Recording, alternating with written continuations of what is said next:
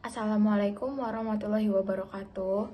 Perkenalkan, nama saya Ayunda Tiara Nurjana, NPM 227350004. Saya dari Program Studi Teknologi Rekayasa Konstruksi Jalan dan Jembatan Politeknik Negeri Lampung.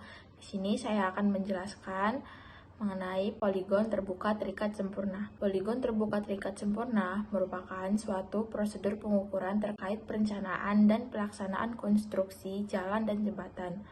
Prosedur ini dapat kita lakukan menggunakan alat teodolit, total station, GPS geodetik, serta pengukuran stakeout menggunakan alat total station dan GPS geodetik. Poligon terbuka terikat sempurna merupakan jenis poligon terbuka yang dalam proses hitungannya ada syarat geometris yang harus dipenuhi. Dalam hal ini, baik sudut mendatar maupun sudut hasil ukur poligon ada ketertarikan geometris. Oleh karena itu, poligon ini ditandai dengan adanya dua koordinat dan dua azimut di kedua titik ujung poligon yang telah diketahui koordinatnya. Syarat geometris yang harus dipenuhi adalah syarat sudut, syarat apsis, dan syarat ordinat. Untuk metode pengukuran poligon terbuka terikat sempurna ini, yang pertama, tentukan lokasi yang akan diukur. Yang kedua, tentukan titik referensi atau titik BM dan titik CP. Yang ketiga, berdirikan dan centering alat di BM1. Yang keempat, ukur tinggi alat lalu set 0.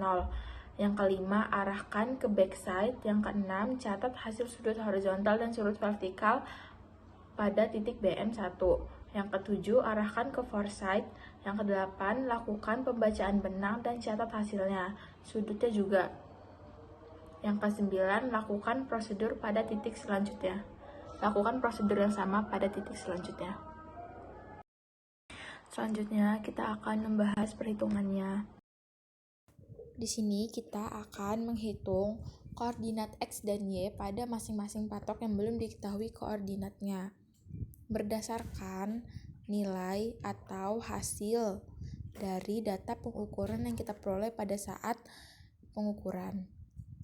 Jadi yang pertama, kita akan menghitung sudut azimut referensinya. Kita dapat menghitung azimut referensi menggunakan rumus arc tangan dikali dengan X pada BM1 dikurangi dengan X pada BM2 dan Y pada BM1 dikurangi dengan Y BM2. Setelah dibagi, kita bisa melihat nilai pengurangan X dan Y itu apakah mereka berada pada kuadran 1, 2, 3, atau 4 berdasarkan tabel kuadran yang sudah tersedia. Untuk BM1 dan CP1 itu berada pada kuadran 2, di mana kuadran 2 itu nilai sudutnya harus dikurangi dengan 180. Jadi 180 dikurangi dengan mutlak dari hasil sudut yang kita dapatkan dari hasil perkalian arc tangan. Sedangkan pada BM2 dan CP2 itu tidak dikurang atau ditambah karena dia berada pada kuadran 1. Selanjutnya kita akan menghitung horizontal terkoreksi. Sebelum itu kita harus memasukkan sudut azimut acuan atau azimut referensi yang sudah kita hitung sebelumnya.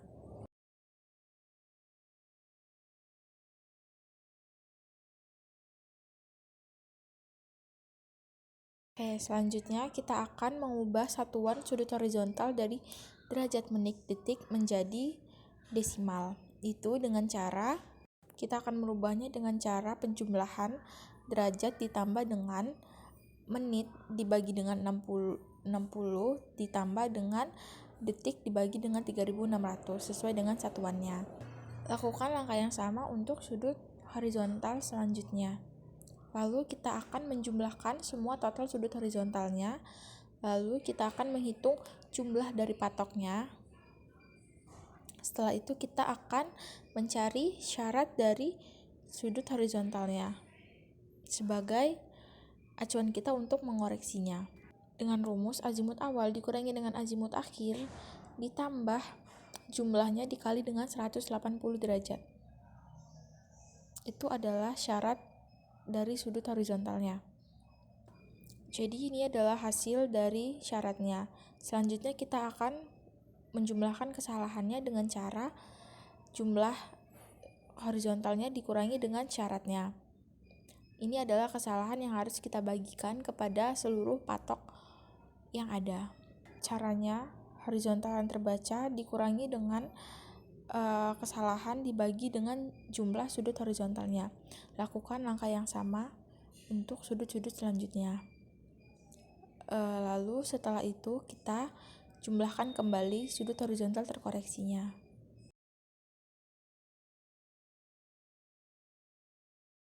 Untuk hasil dari sudut horizontal terkoreksi harus sama dengan syarat yang sudah kita hitung. Nilainya harus sama dengan 0 jika dikurangkan.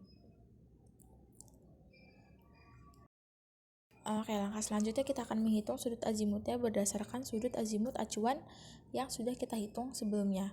Jadi, rumusnya adalah sudut azimut acuan ditambah dengan sudut horizontal terkoreksi dengan syarat jika lebih dari 180 derajat maka dia akan dikurangi dengan 180 derajat. Jika kurang dari 180 derajat maka dia akan ditambahkan dengan 180 derajat. Jika lebih dari 540 derajat maka dia akan dikurangi dengan 540 derajat. Itu adalah syarat dari penjumlahan sudut azimut. Lakukan langkah yang sama untuk sudut azimut selanjutnya. Selanjutnya kita akan merubah satuan vertikal dari derajat ke degree dengan cara yang sama seperti mengubah satuan sudut horizontal. Lakukan langkah yang sama untuk sudut vertikal selanjutnya. Selanjutnya kita akan menghitung jarak datar dengan rumus 100 dikali benang atas dikurangin benang bawah dikali cos koreksi sudut vertikal. Kita bisa menghitung jarak datar ini dengan foreside dan backside. Lalu akan kita rata-ratakan foreside dan backside-nya dengan cara dijumlahkan lalu dibagi 2. Lakukan langkah yang sama untuk perhitungan selanjutnya.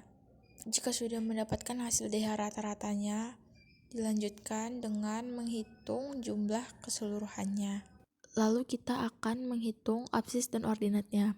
Untuk titik X, yaitu DH rata-rata pada STA yang akan kita hitung dikalikan dengan sin dari sudut azimut STA yang akan kita hitung. Untuk titik Y, itu sinnya kita gantikan dengan cos. Lalu setelah itu absis dan ordinatnya kita jumlahkan. Lalu kita akan mengkoreksikannya.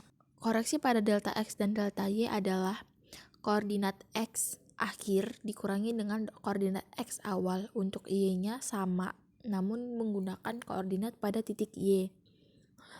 Lalu untuk mencari kesalahannya adalah jumlah delta X dikurangi dengan hasil pengurangan koordinat awal dan akhir.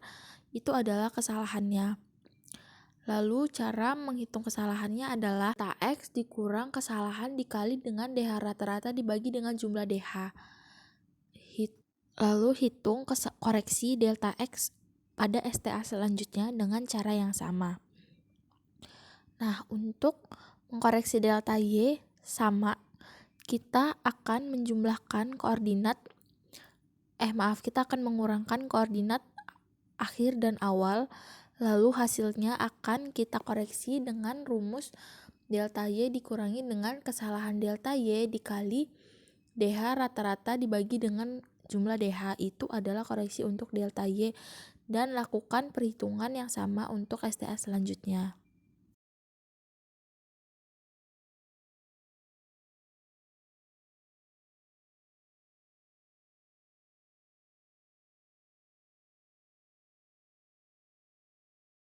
Lalu setelah koreksi kita bisa menjumlahkan koreksi delta X dan delta Y, lalu kita bisa cek dengan cara hasil penjumlahan delta X dan Y terkoreksi itu sama dengan hasil penjumlahan koordinat awal dan akhir.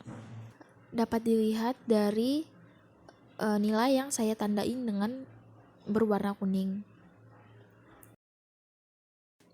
Oke, baik, selanjutnya kita akan menghitung koordinat X dan Y pada STA yang belum diketahui koordinatnya.